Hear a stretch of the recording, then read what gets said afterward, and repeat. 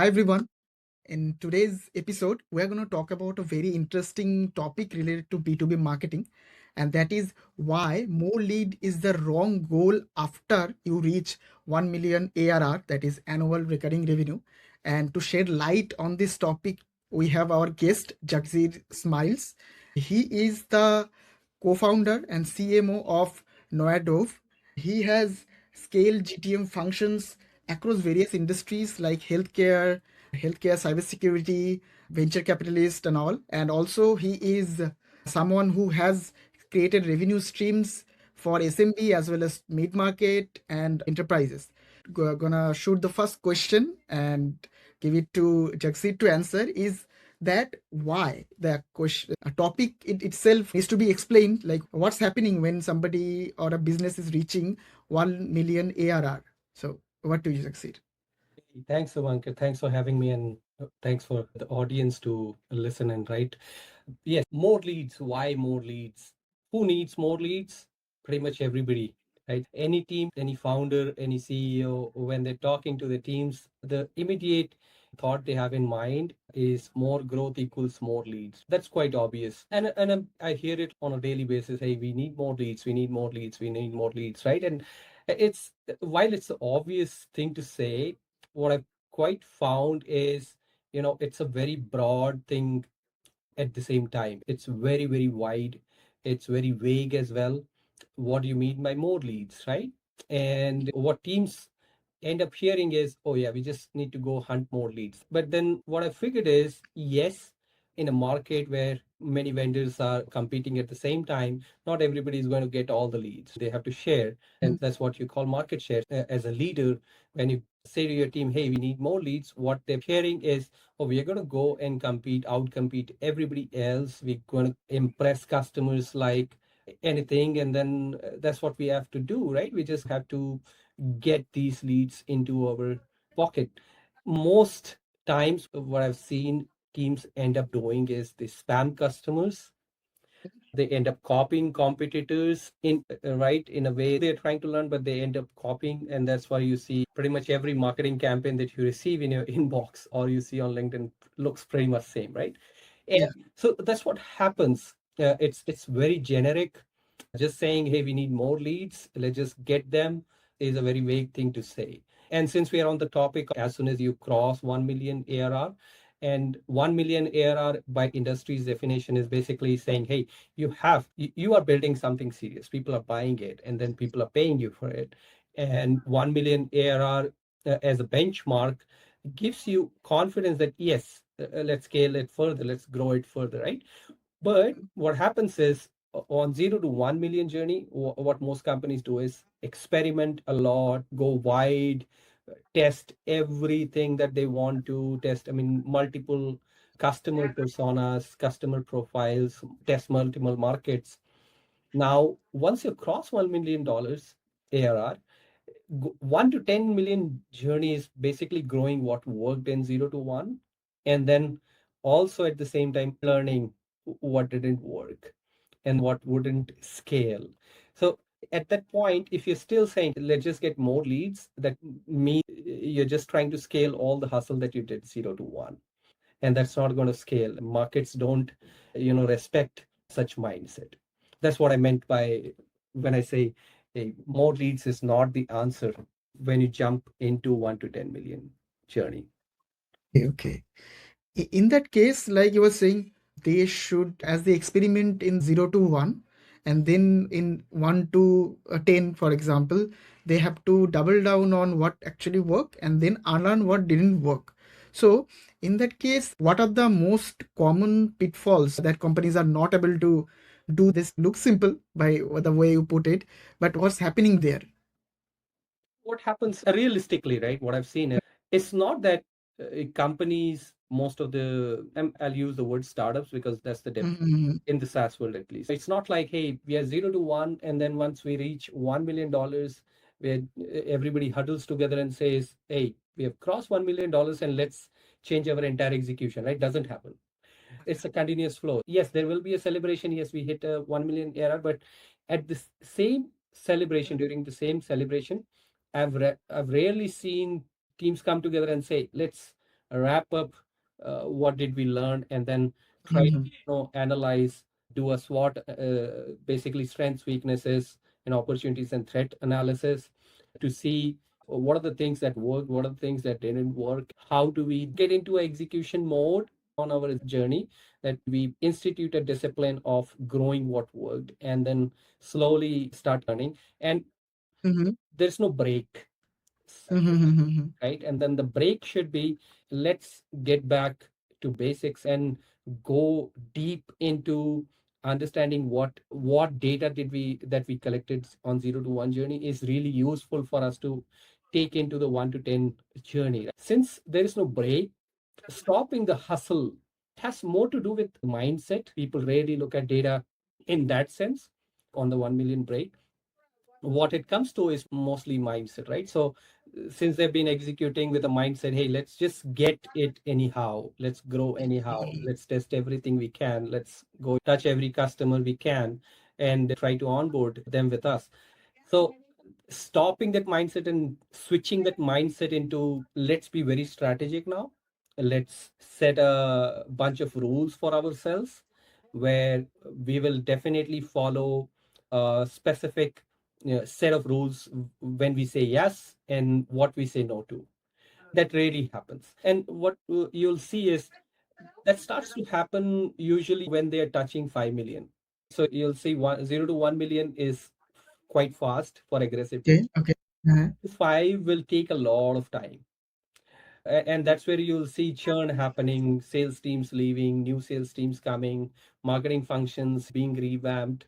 Then you'll also see a lot of intervention needed from product to come in and say, hey, this was the direction we wanted to go, but why are we suddenly seeing different kind of customers, right? So there's a lot of, I think, iterations on the 1 to 5 million journey, but I think the resource that teams end up exhausting is time, right? And that's very crucial for a startup to hit the 10 million mark. So longer you take on 1 to 5 million journey, lower are your chances to, hit 10 million. So that's how I see it happening. So Mhm. to answer your question, usually it's a gradual happening that the founders say to themselves, yeah, it's taking a bit too long, maybe we are not doing something we should have done, let's go back and bring in some advisors, huddle the teams together, and then say to ourselves, have we said yes where we shouldn't have, right? And then teams get together to fix these GTM gaps.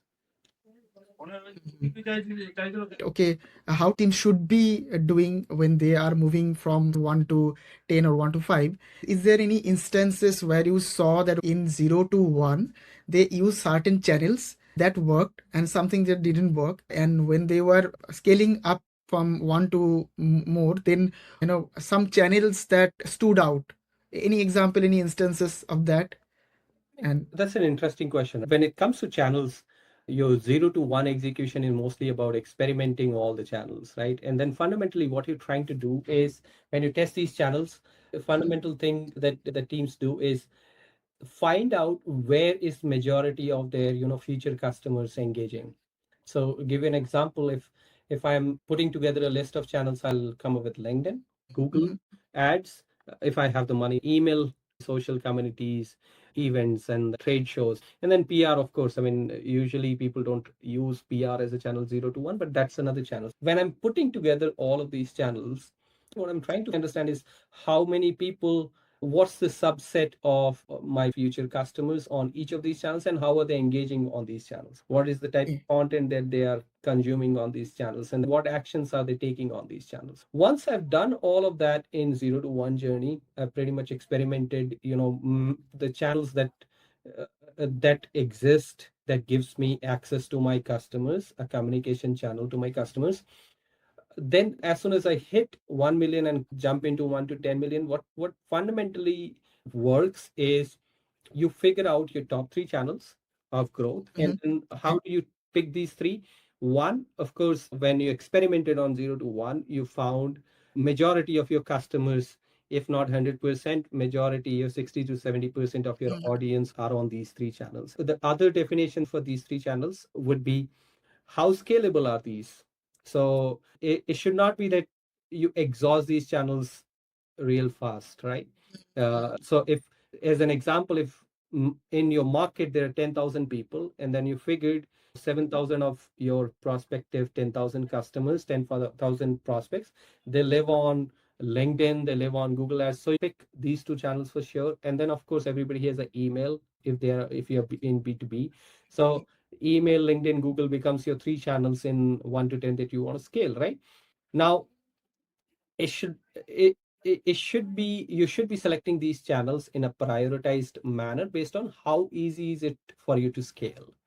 And to go deeper into that example is, LinkedIn and Google, Mhm. you need money, you need to burn a lot of, resource Yeah. in addition to time. Of course, you Mhm. spend a lot of time, right? But email is a channel where you'll spend time, you'll spend your resource, but maybe the cost is not very high of if emailing somebody, right? So then it becomes, if budget is your priority, you want to keep low budget, your promotion as low, and you'll prioritize Mhm. email.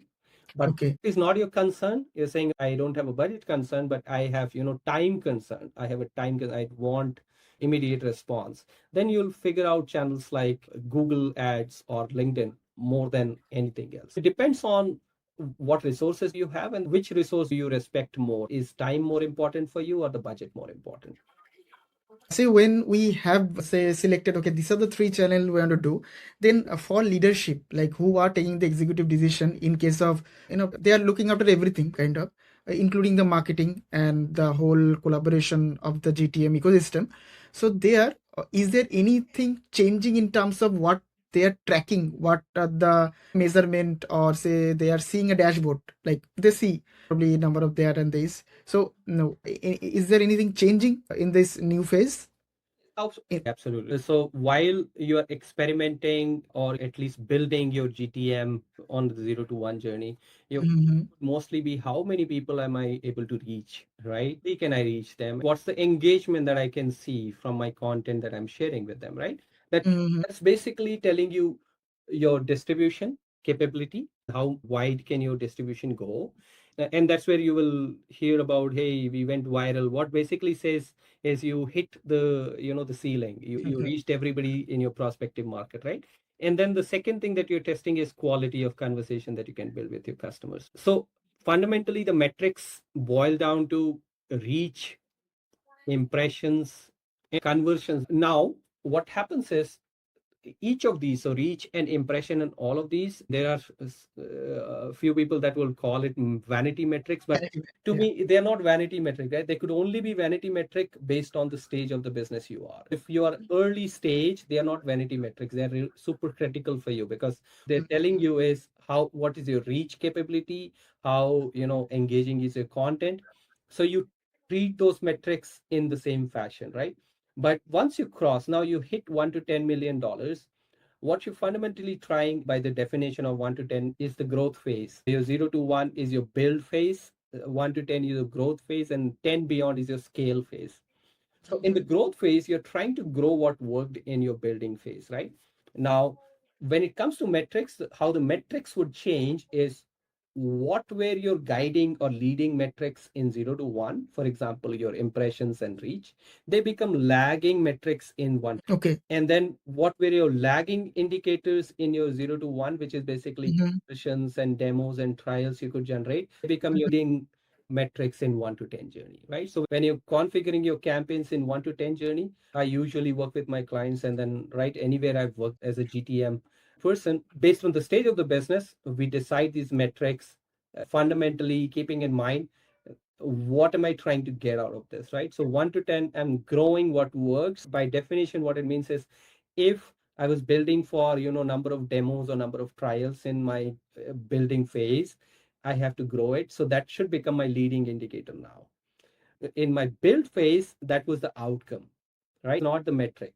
The metric was how many people did I reach? How many impressions was I able to create? By impression, I mean how many times was I able to reach the same person with my message? How many people engaged? What message worked? All of that is in the building phase. The leading indicators would be how engaging was your message, how many people engaged, how many people you reached, how many impressions per person were you able to create with your content. And then your lagging indicators or the outcomes would be number of demos or trials you were able to generate, right? As soon as you switch to 1 to 10 million, these must become your leading indicators. You should primarily measure how many trials and demos are you able to generate doing the things that worked in 0 to 1 journey. And then the lagging indicators would be how many people you need to reach to generate a certain number of demos. To give you an example, if I'm building Uh, in 0 to 1, I would keep as a target of the 10,000 people in my market, I need to reach at least 5,000 people with my message. That's my leading indicator. My lagging indicator, it would be to have at least 10 demos generated in a month when I reach these 5,000 people. But as soon as I switch to 1 million, I need 30 demos in a month to do the numbers I want to. This means I should be able to reach 6,000 or 7,000 people, because you need to increase volume of people you reach, but at the same time, you're also improving the quality of your outreach, if that makes sense. Yeah. Like when you talk about GTM and you are a GTM expert, you are working with companies across industries to set up those pipelines and all. And I have seen certain GTM strategies and motion. There are various like the product led growth, sales led growth, content led, ABM, ecosystem, and there are partner led also growth. So, in your experience, in the growth phase, what is the most prominent GTM strategy you see clients adopting those, or does it vary widely across, say, industry like cybersecurity or healthcare or say fintech or something, or like how you have seen? What's your experience in that?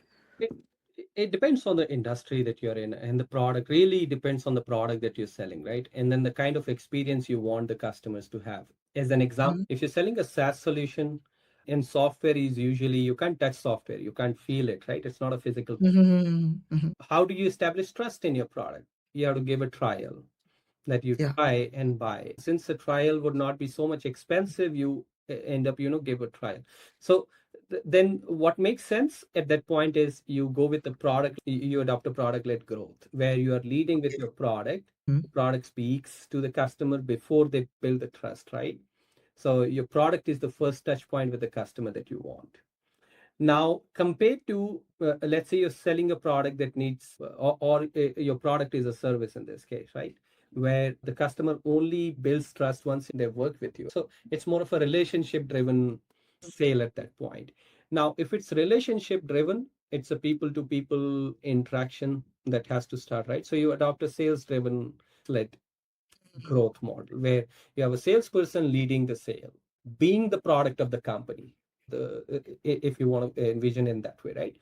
Now, then ABM is fundamentally, I think, either of these two motions. ABM is nothing but you don't want to go too wide, but you will only restrict with a bunch of accounts, but you will do deep work on those accounts, right? And then you'll touch each of those personas that you said you will touch and be very relevant to each of the persona when you touch them. It's not going to be very generic, right? Whereas in your other motions, it could be the same message you could distribute to everybody in your target addressable market. So depends on what is the product and the experience that you want to give to the customer. I think it's more how customers are buying that defines what will be your motion. If customers are habituated, you're building a software and you see everybody who buys a software, they want to try before they buy. So PLG will be your motion, right? You lead with your product, you give them the product before they buy, which is basically giving a trial. But then if you see people, you brought up healthcare. So healthcare is, I have a problem as a patient or as a customer. When I work with a healthcare entity or a healthcare vendor, and if it's something related to treating my health condition, if it's a health technique, I would basically build trust on the person proposing that technique before I go and try it out. So you have to trust the doctor. Every patient has their own way of trusting, building a trust, right? Somebody would ask their friends about, hey, how's this that doctor, right? Or somebody would go on Google and read reviews about the doctor. Somebody would go deep into doctors, past, and then do all of that. So it depends on how customers are habituated buying a specific product or service. And of course, you can have a mix as well. Give you another example. If you have a software that you can sell to a mid-market customer, basically a medium-sized customer and a large-scale customer, The difference is small to medium sized businesses, decision making is simple because usually one or two people are making the decision. When it's selling to a large customer, there could be 10 or 20 buyers making the decision. So fundamentally, you may want to do is, do a PLG, do a product led growth for small, medium customers, and then do a sales led growth motion for the large scale, because it's more, you have to develop relationship with those buyers, right? Even before they give you an opportunity to sell. So we are at the end of our discussions, but I want to end it with one question. You shared insight on various aspects here, but if I ask you to summarize the strategic takeaways that you would like to give to business in their growth journey and have crossed the one ARR and now into the next phase of that, as a GTM expert, what would you say that they can apply immediately? I mean, thanks for that question. It gives me an opportunity to think Okay. deeper. Usually, how I work with my clients and anywhere I've worked in the past is, uh, once you say to yourself, hey, let's grow, what you're fundamentally trying to establish is, oh, we know what you're growing. That clarity must be there. You definitely should have clarity on three things. One is, who's your customer, who's not your customer, ideal customer profile. Be confused and saying, hey, yeah, this is also my customer, that is also my customer. No, when you jump into $1 to $10 million and you want to grow, you must have super clarity on who your customer exactly is, right? The second thing is position. How do you position? You asked a question in the, previously is, hey, there's a PLG motion, there's a SLG motion, right? There's so many motions. What do I choose? And that typically depends on the customer behavior, how they're buying, their buying behavior, right? Which helps you decide what motion would you choose. But then that fundamentally comes to is, how do you want to position yourself, right? And when a customer is buying, they're comparing in their mind, right?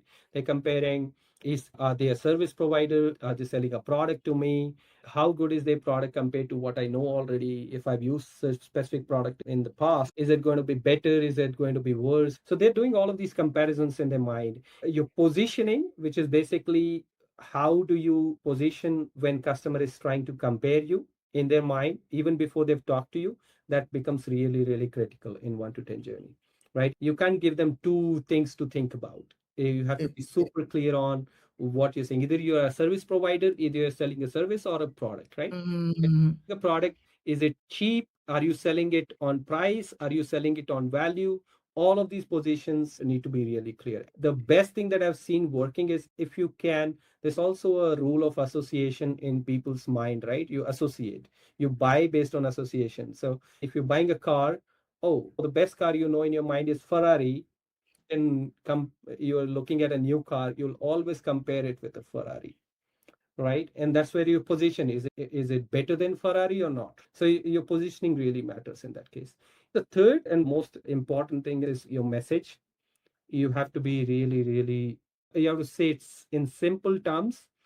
It can be boring, right? Sometimes it seems, oh yeah, the message is very boring, but if it's getting the job done, it doesn't matter if it was boring or not. The first message, you need to keep a strong POV. You need to have something that gives you attention of the customer, but then that's only the icebreaker, the conversation starter. Now what you do after decides whether you're going to succeed communicating to that customer or not. Is, we are in the growth phase, and this is what we are growing, and you have clarity on your ICP, your positioning, your messaging.